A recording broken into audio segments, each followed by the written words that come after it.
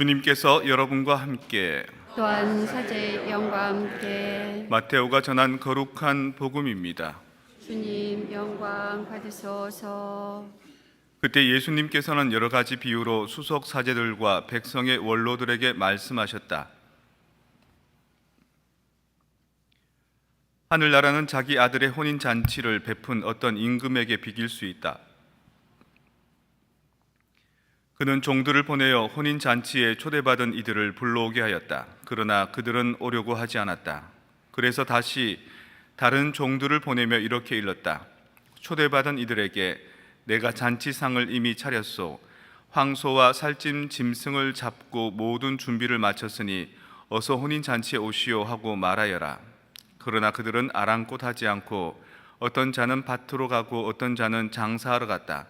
그리고 나머지 사람들은 종들을 붙잡아 때리고 죽였다. 임금은 진노하였다. 그래서 군대를 보내어 그 살인자들을 없애고 그들의 고을을 불살라 버렸다. 그리고 나서 종들에게 말하였다.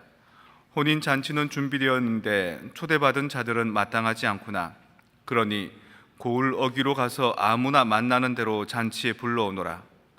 그래서 그 종들은 거리에 나가 악한 사람 선한 사람 할 것 없이 만나는 대로 데려왔다. 잔치방은 손님들로 가득 찼다. 임금이 손님들을 둘러보려고 들어왔다가 혼인 예복을 입지 않은 사람 하나를 보고 친구여, 그대는 혼인 예복도 갖추지 않고 어떻게 여기 들어왔나 하고 물으니 그는 아무 말도 하지 못하였다. 그러자 임금이 하인들에게 말하였다. 이 자의 손과 발을 묶어서 바깥 어둠 속으로 던져버려라. 거기에서 울며 이를 갈 것이다. 사실 부르심을 받은 이들은 많지만 선택된 이들은 적다. 주님의 말씀입니다. 그리스도님 참여합니다.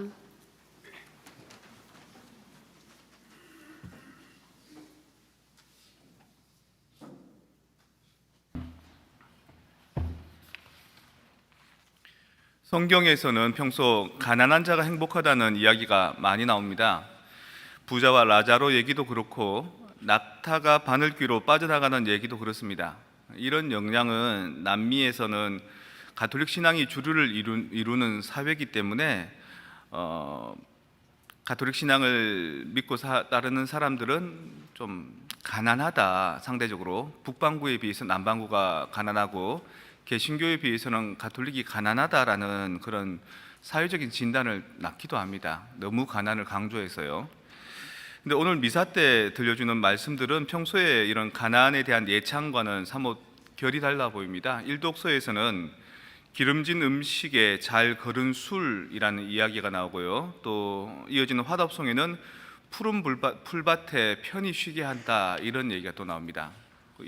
이독서에는 나는 가난하게도 살 줄 알지만 풍족하게도 살 줄 압니다 이런 얘기가 또 나오고요. 이거 이제 복음에 이르러서는 이제 혼인 잔치상을 차려놓고 사람들을 초대하는 얘기가 나옵니다.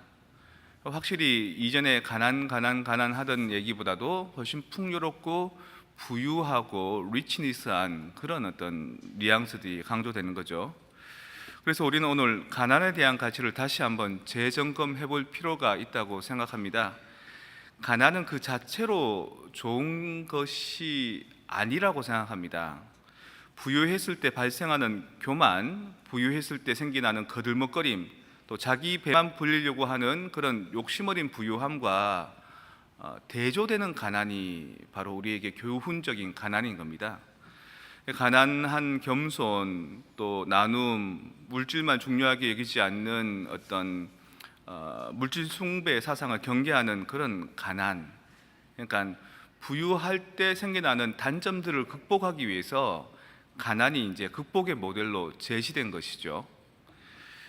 그리고 성경이 쓰여질 그 시대에는 그 가난한 삶을 벗어날 길이 없었습니다. 비루하고 가난한 삶을. 그래서 원래 삶이 가난한 삶이 일상이니까 그 가난함을 어떻게 하면 조금 더 잘 이겨낼 수 있을까, 견뎌낼 수 있을까라는 측면에서 가난에 대한 예찬이 더 많이 나왔다고 저는 생각합니다.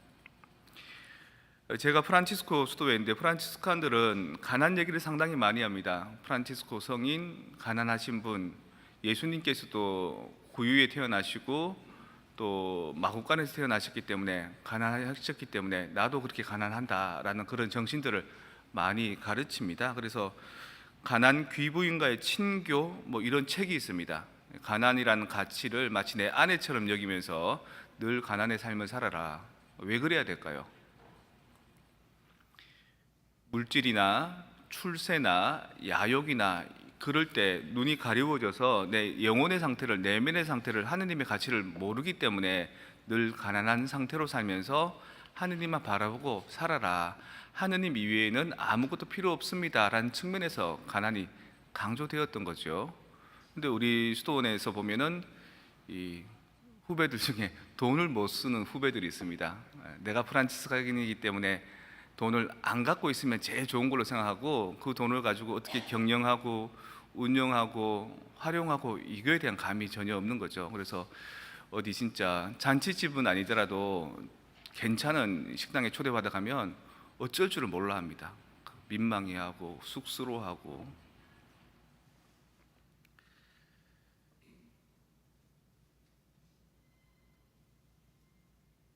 그래서 신학적인 측면에서도 가난에 대한 얘기가 자꾸 이제 재해석이 되는데 하느님께서 인간으로 태어나신 것은 인간이 짐승으로 태어난 것보다 훨씬 더 가난하게 태어나신 거다, 작게 태어나신 거다, 낮게 태어나신 거다라는 비허 신학, 케노시스 신학이 자꾸 강조되는데요. 저는 반대로 여러분들한테 좀 그렇게 얘기하고 싶습니다. 부유해지십시오. 부유해지시되 돈만 많고 집만 크고 차만 좋은 부유함 말고요, 부유한 만큼 품이 있고 우아한 인생을 사는 그런 부자가 되십시오. 그렇게 품이 있고 우아한 부유함을 살기 위해서는 눈에 보이는 물질이나 금전보다 더 좋은 것이 있구나라는 그런 깨달음이 있어야 됩니다. 그에 대한 철학이 있어야 되는 거죠. 근데 철학 이러면은 대단한 학문이나 식견을 얘기하는 것 같은데 그게 아니라 우리가 봤던 영화 중에 타이타닉 있지 않습니까? 타이타닉 호가 침몰할 때 1등석에 탄 사람들은 자기들이 먼저 살려고 막 아비규환을 합니다. 집 밟고 3등석에 있는 사람들을 밀어제치고 막. 근데 그때 이 4명의 쿼텟 그 연주하는 사람들이 악기를 막 클래식을 연주합니다. 먼저 살겠다고 막 아비규환을 벌이는 그 상황에서 음악 소리를 탁 들으면 사람들이 차분해집니다. 순서 있게 탈출하고요. 또 일부 몇몇 사람들은 우리가 다 탈출할 수 없다라는 걸 알고 품위 있게 죽음을 기다리기도 합니다. 이게 바로 인간의 내면의 세계를 또 영혼의 품격을 보여주는 그런 우아함인 겁니다. 오늘 복음 말씀에서 예복을 입고 오지 않아서 쫓겨났다 이런 말 있지 않습니까? 그 예복이 뭐냐? 바로 이런 품위와 우아함이 바로 예복이라고 생각합니다. 지금 세상은요, 그 옛날 성경이 쓰여질 때하고 달리 너무나 풍요롭고 부유하고 리치니스합니다. 하지만 거기에 내 몸이 맞같지 않고 내 마음이 맞같지 않아서 튕겨져 나와서 그렇죠. 이 세상의 모든 것을 다 누릴 수 있으려면 뭐를 가져야 되느냐? 품격과 품위를 가져야 됩니다. Something valuable한 삶을 알아야 되는 거죠. 침몰해가는 타이타닉에서도 클래식을 연주해서 삶의 본질이 뭔지를 깨달아서 아비규환하지 않는 그런 철학. 하느님 나라는 이미 우리 곁에 와 있다 그럽니다. 하지만 우리가 그분과 일치할 수 있는 품격이 안 맞았던 거죠. 끊임없이 초대해 주시는 이 세상의 풍요로움, 그리고 이 미사 성찬의 풍요로움, 잔치상의 어떤 리치니스함, 이것에 합당하게 살기 위해서 우리 다시 한번 영적인 품위를 추구했으면 좋겠습니다.